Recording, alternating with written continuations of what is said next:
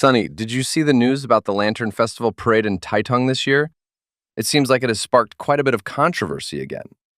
Yeah, I heard it has something to do with noise and public order issues, right? Exactly. One of the biggest highlights of the Lantern Festival in Taitung every year is the tradition known as bombing Master Han Dan. Right, it's a very famous local tradition. This year, the parade actually improved in terms of route planning and traffic management. But the long-standing issues of noise and public disturbance are still causing problems for many residents. But aren't there regulations about this? I remember there are restrictions near hospitals and schools. Yes, according to environmental regulations, setting off firecrackers or using loudspeakers is prohibited within 50 meters of hospitals and schools. But it sounds like those rules weren't fully followed during the parade. Exactly. A well-known doctor in Taitung even posted on social media saying that a parade group set off firecrackers right in front of the hospital, which disrupted medical consultations. That must be really frustrating, especially for patients who are resting or receiving treatment. The doctor even said that if it happens again, he plans to call the environmental authorities to monitor the situation and issue fines on the spot. And it wasn't just hospitals that were affected, right? I heard schools were also impacted. Yes, on March 3rd and 4th, junior high school students across the country were taking mock exams.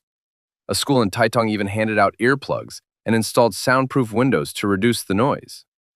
But during the English listening test, students had to remove their earplugs. And unfortunately, that's when the firecracker noise happened. Some students said they couldn't hear the questions clearly and had to guess the answers. That must be really heartbreaking for both students and their parents. And there were also complaints from parents near Baosong Elementary School. Yes, some parents posted on social media saying that the parade groups gathered outside the school walls, smoking, taking off their shirts, and even climbing over the school fence. That sounds pretty chaotic, especially when students are leaving school. Exactly. Parents said the road nearby was completely blocked by the parade groups, making it very difficult for families and children to pass through. So people started questioning whether the 50-meter restriction near schools was actually being enforced. In response, the Taitung County Environmental Protection Bureau said the noise control regulations around hospitals and schools are indeed in place.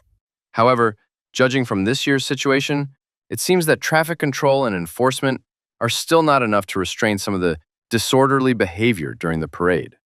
The bombing of Master Han Dan is an important tradition in Taitung. Right. For many people, it's not just a festival. It's part of local identity and belief. But traditions also need to coexist with daily life. Hospitals need quiet for patients, and students need a fair environment for exams. Respecting culture doesn't mean ignoring the rules. If everyone follows the rules, the festival can still be lively without hurting others. Hopefully, future celebrations can keep the tradition, but with better order. And that way, everyone in the city can enjoy the festival together. That's all for today's episode. Thanks for listening, and we'll see you next time.